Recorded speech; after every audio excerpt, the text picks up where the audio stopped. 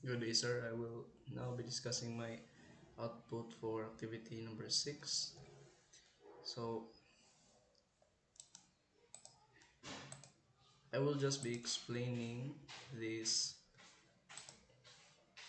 this features of the program, the rock paper scissor game, average height calculator, the password generator, record keeping application, the factorial, and the quadratic equation solver.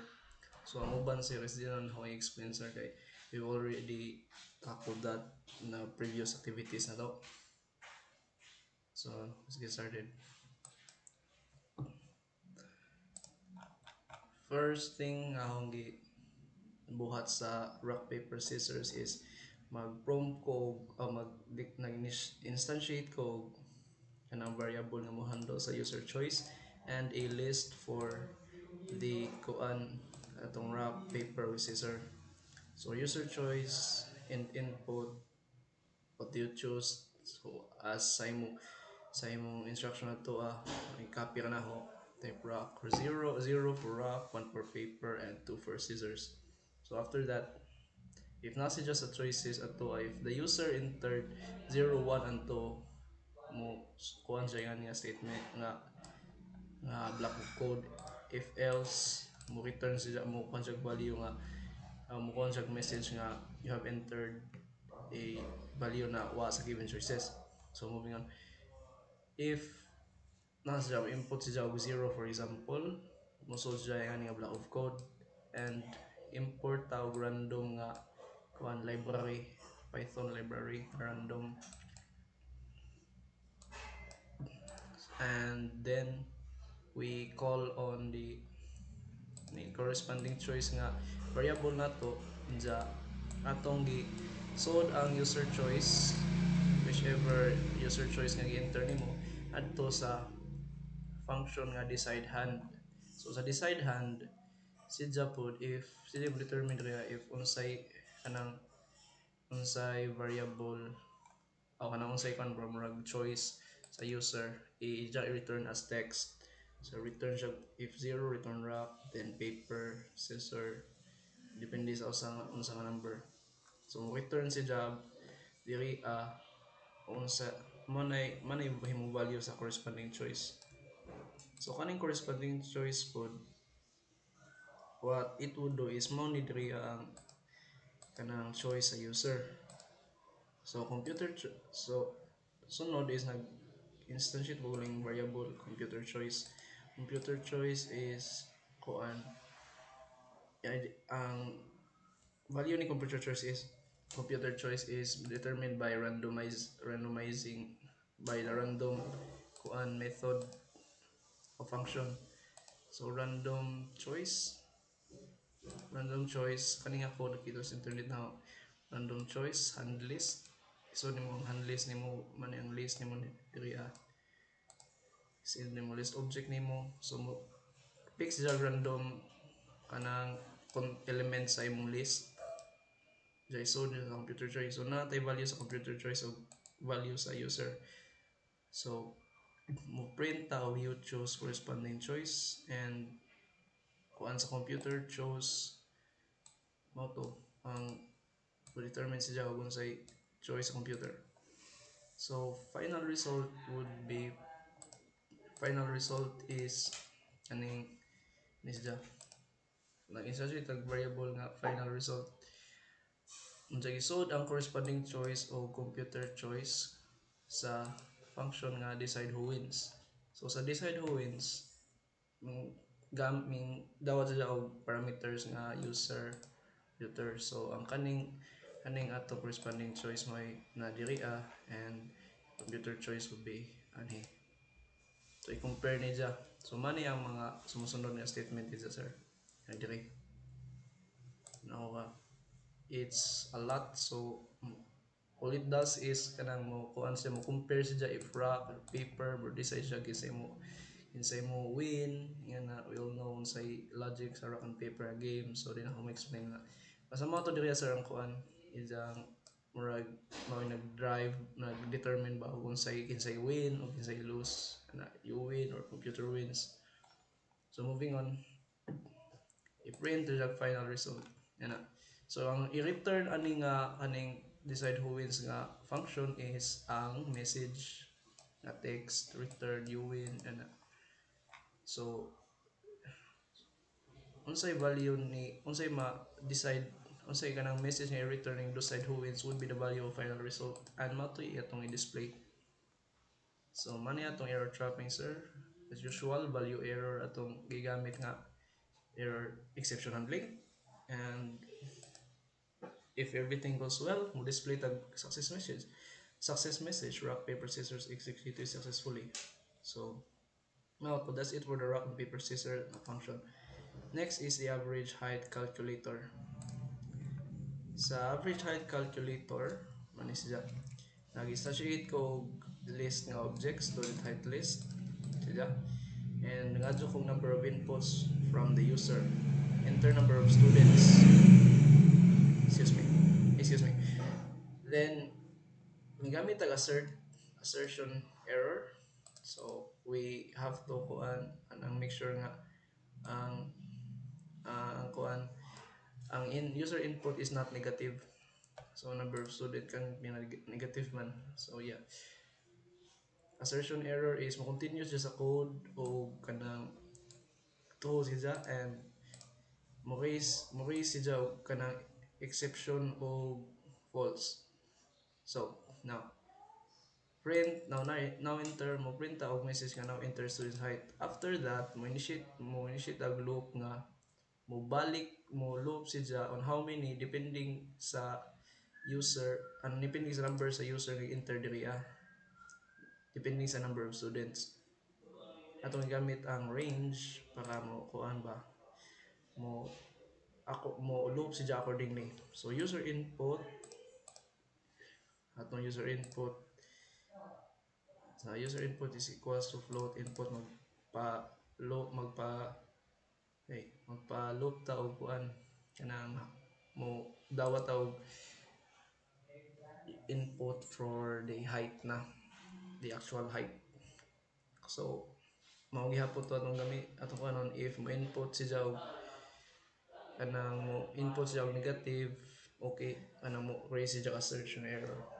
So student height list atong i-append ang user input sa atong list atong i-kuan silbing atong ibalik ito ipuno rather ipuno sa atong list ang user input. So after that would be kuan i-print na to ang sum sa student height list kaya mag-display tag total student height sa and then we would display the number of students nga pili atong number of students nga ipangadto na ko diri ganiha number of students. Then we calculate the average height. Instantiate ko variable diri and the way I solve this is I just use the sum function sum sa list and divided by length sa list and we display the average height ato siyang i-concat sa text ato. So for the error trapping ato nga ani nga portion we use value error and assertion error with their respective messages ani sila and else is mo print ani sa else nga kuan portion sa exception handling mo display ta og success message if success ang atong kuan pag run sa program. So next would be the random password generator is taas siya. So ang first na mibuhat ko is I just saw this in the internet. Ako lang gipangusog sa akong mga sabtan. So I'll explain it. Aning just like the random nga atong gi-import siya from the Python library, import ta og string ani pa atong magamit and we import random also to randomize kay mag-generate matag password. So for the alphabetic for the variables we instantiate kanang 4 rather for one for the variable, alphabet variable, one for digit, special characters, and kani nga characters is a sort of formatting siya. Kani I don't really know unsa ni sila pero I can mo ni sila og kanang list bitaw nga ang ibutang nimo ang tanang ASCII letters anhin niya mag-make siya og list of ASCII letters, and kani siya is mag-make siya og list for digits, for kani siya ASCII for special characters kani siya ang list pag-instantiate siya list, and characters is tanan kanang murag tanan ASCII letters, digits, and katong special characters. So for naghimo ko og function inside a function. So man yung function for generate ng password. Pero kung naman ito nag-instantiate sa atong object sa babaw. So ang first mo prompt sa screen would be ani siya nga message. And then length, what mga juta sa password length sa password. And then next would be the alphabet count. So man yung kan enter alphabet pila atong alphabet nga character sa atong password. And we also use kaning assert nga exception handling to make sure nga ang itong user is di mo input og negative number, same as with others na mga do sila kanang input also at integer data type. So for characters count would be kanang ijang i-plus ang number of alphabets, digits, and special characters na ijang i-plus ang tulo. And kani nga portion sa code, if is ang characters count is less than, or characters count is more than ba, so daghan ang imong ipang input riya. For example, mo input ka og sa imong length of 5, and then ang imong ipang enter riya is greater than 5 na, ang triggers siya nga ni character total is greater than the password length, and mo automatic terminate ang method. So Fanidres, next is we instantiate a password list. And finally for here, nagpa loop ta og kuan random, nagpa loop ta og random kuan for alphabets para mo kuan anang password at para man ang code for no random mo pili, and for ato i-appeal siya i-include siya sa list nato, we use password at append, same as with others food na mapansin ninyo. Ang kaning loop is kanang depends on pilay user input la. For the alphabet, we have the alphabets count na diri. For the digit, na po na to mapo na range niya. And in some instances nga ang characters count is mo less than sa length, tingali ang imong ang characters count is mo kita mo less than sa length sa imong nga input nimo. So mo add siya og random characters, random shuffle na. I use this code nga random shuffle, excuse me, para mo pick og random nga character. So that's it. So if kanang okay rang, if ang imong character count is equal to the length, so di siya mo initiate nga block of code. Random shuffle. So at finally agkatong mga password nga nag-order man to alphabets kausa og kuan, digits kausa og kanang gisunod man to sila, and since list is a kuan kanang murag na siya index bitaw, I forgot the term unsa to, basta mura siya kanang ganid siya, so ato siya i-shuffle.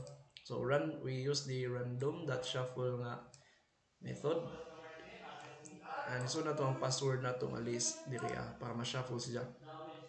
And para ma-display ang atong password ang contents atong password nga list, nag-instantiate ta og kanang variable diri nga ato na is equal to ipang join ang tanang content sa password nga y space.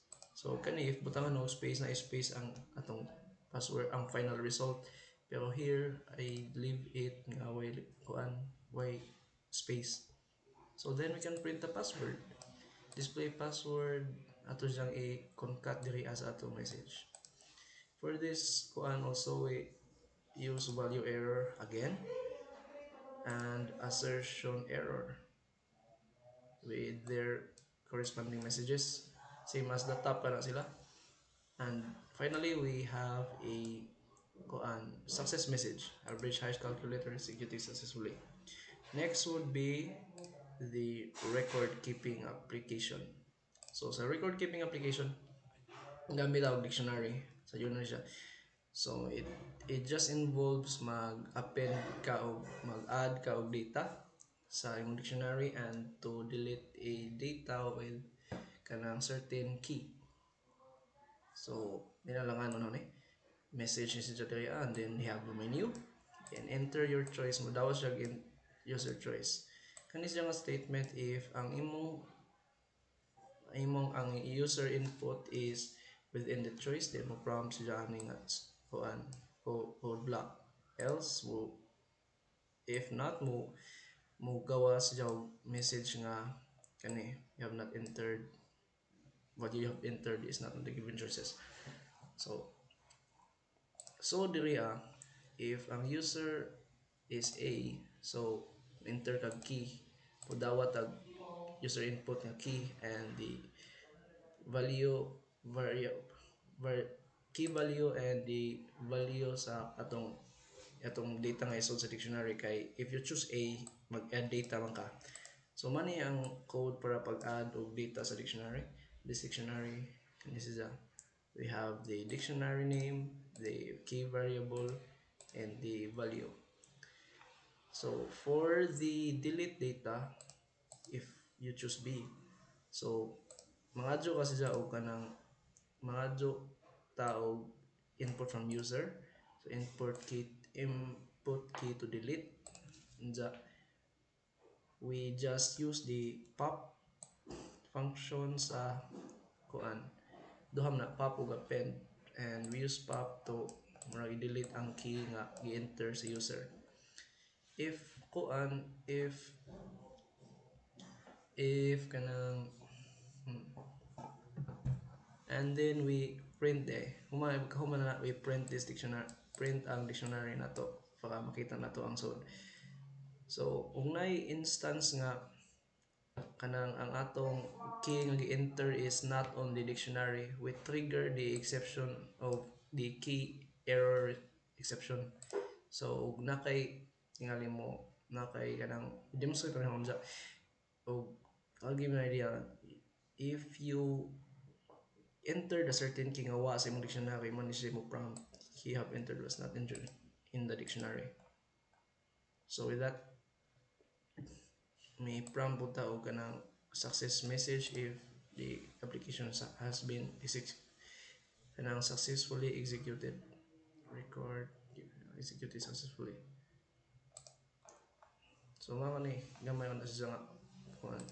Then the else man is ang kuan if nakay-enter nga wa sa atong choices. Next would be the factorial. So factorial kanisang factorial is kaning mo siya og for example you will enter 5 no. So ang factorial sa 5 would be 5 times 4 times 3 times 2 times 1. So yan ang factorial. So for this, mga tag enter ang number sa user as integer mo na. So nag-associate to tag this factorial na variable this factorial is equal to 1. So if user number is less than 0, meaning negative siya, print ang message na there are no factorial for negative numbers. And if the user number is 0, then automatic na siya ang factorial niya is 1. Diyan continue ta sa loop. Ka-loop pa niya. And then if malagi to if more than 0 or 1, then mo prompt og loop na kani siya is for loop with nagbutang ko jag index in range sa user sa user input. So if 5 siya mo loop siya ka 5 times. And kaning this factorial nato which is atong ginstantiate diri would be just like sa akong demo ganiha. Ngani fa kana wa 5 mo so jag 5 diha 5 would ang value niya is kanang is is kanang multiplied to the value of index plus 1. So diha this kanang index ngali 1 5 times 2 times 3 times 4 yan na. So yan na siya. Should be yan na. Then we print the factorial. So natay one print the print message nga the factorial o mo kun din we concatenate the user input and the result sa atong kuan loop. We use the exception nga value error for this part and nothing else for that. Then last would be the quadratic equation solver. So sa quadratic equation solver, we kuan mo kuha man ta nagtulo ka value ang value sa A, B ug C. And unsay atong buhaton diha let me just open BlueStacks. Let me open BlueStacks every time. So ang nangadto ko value sa user kani sila for A, B and C. And nag-import ta og library nga CMath. CMath stands for complex math. And first is pre-solve na to sila. So as we know, ang quadratic equation, kalimot mo illustrate ya. Pero kay bawon ta ang quadratic equation. So ang b value sa b would multiplied by 2. Man is siya ang solve sa atong square root na b2 no. B squared ito, b squared minus 4ac na a value, c value. A squared, b squared minus 4ac. Mato ang solve sa square root. And yeah.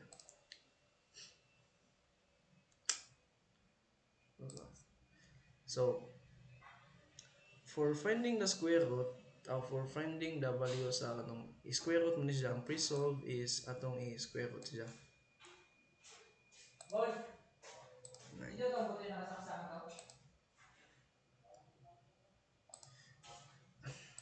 History. So, ingani agnaw ni Jauta. Oh, let's just take this for example. Yeah. So, kani siya is quadratic equation niya. How do I explain this? Kuha ta sa square root sa pre-solve, then we multiply the minus na to sa negative b value and we multiply it by anong duha man ka solution. Well, sa quadratic equation sa quadratic equation we have two solutions man kay it's plus og tan-awon nimo ni siya ngali for example kanimo ni atong quadratic equation we have plus may napadto tay minus ya plus and minus square root of something something. So na kay duha ka kanang kuan possible outcomes. Then use the string formatting para mag-display atong answer. Solutions are solution 1 and solution 2. So ang atong exception handling ay gamit is ang value error. Ah, input ka sa user. Then that's it. We use the complex math. We use the complex math to library to solve for ingani. So let's run is that.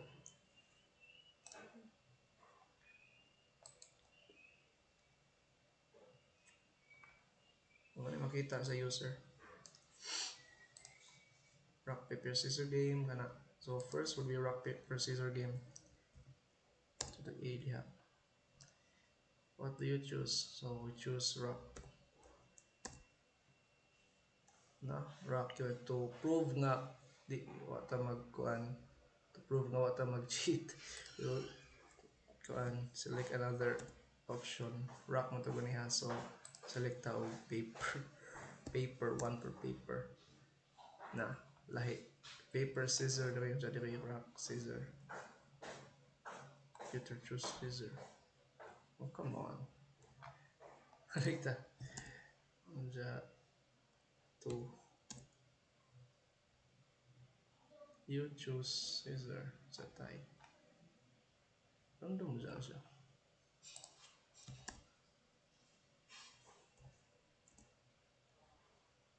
Ano? Finally, ako lain ang akon. So next would be the average height B. Number of students, ato na butang 3. Student 1 with 2, then 4, and 6. Total number of student heights is 12. Total number of students is 3. The average height nila is 4. Ito nga. Which is sakto. So password generator, C. Password length, ito ibutan na 20. So sa akong giingon ganiha og nay makuha ni jam, og nay makuha nga murag sa atong count sa alphabet, digit o character mo automatic siya mo puna. So let's put like 5 diri, 5 diha. And sa atong kuan would be number 8. Ato nang count ni siya, it would still be 20. Pero naka-random di na mag-drive diri kay automatic mo siya pili og random kuan para mo puna sa number of password nga number of characters nga 20. So next would be record keeping application. The prompt is that record keeping application, add data. So we're going to add data, enter key, then enter value. So na diri displays just a dictionary. Then mo enter na pud tag kuan another value.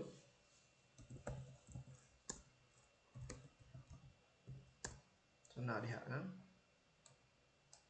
And when we try to delete it, we try deleting first na to nga key. Third choice, we delete data.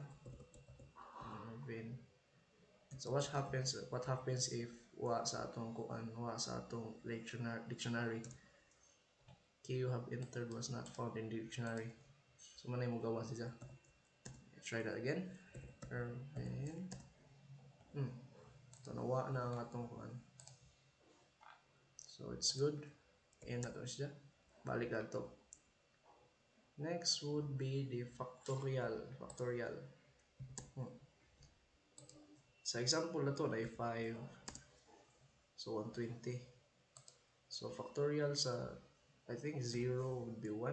Third choice factorial sa 0 would be 1. Okay, 0 would be 1.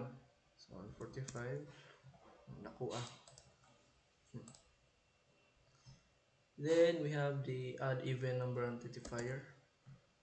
So none sa last activities. Copy lang na.